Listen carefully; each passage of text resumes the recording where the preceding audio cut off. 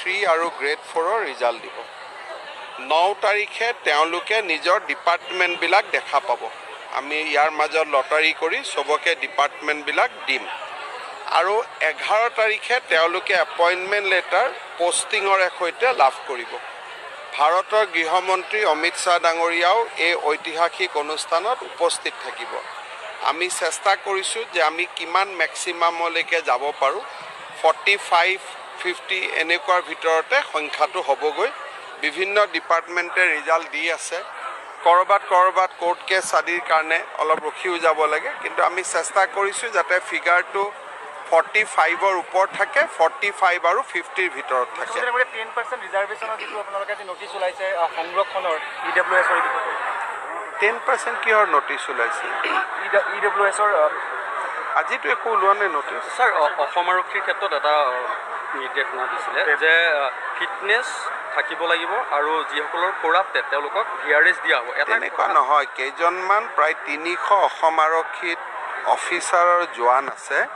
তেওঁলোক হেবিচুৱেলি মদ খাই থাকে আৰু মদে তেওঁলোকক একেবাৰে তেওঁলোকৰ শৰীৰটোক একেবাৰে কাম নকৰা অৱশ শৰীৰলৈকে ৰূপান্তৰ কৰিছে।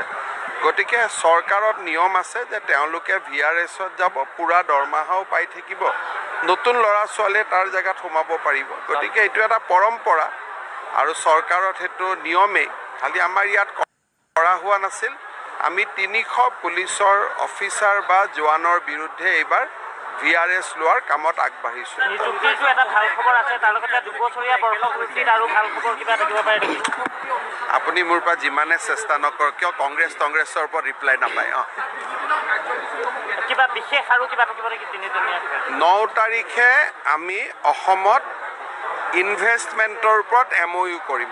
প্ৰায় 10,000 কোটি টকাৰ ওচৰা ওচৰি অসমত নতুন বিনিয়োগ হ'ব, তাৰ MOU হ'ব।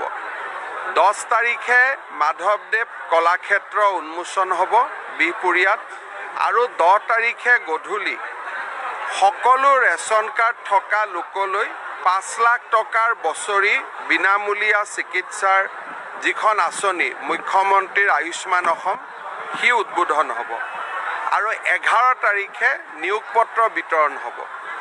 এই 3টা দিনত আমি 3টা পৃথক কাৰ্যসূচী, য'ত উদ্যোগীকৰণো থাকিলে, স্বাস্থ্যও থাকিলে, নিবনুৱাও থাকিলে, সাংস্কৃতিক পৰম্পৰাও থাকিলে, এই ধৰণে আমি 3টা দিন পালন কৰিম। পৰৱৰ্তী সময়ত 1 লাখৰ পিছত আৰু ওলাব। মই সিদিনাখন এনাউন্সে কৰিম। এইটো চলি থাকিব, 1 লাখত ৰখি নাযায়, এইটো 1 লাখ ক্ৰছ কৰি যাব।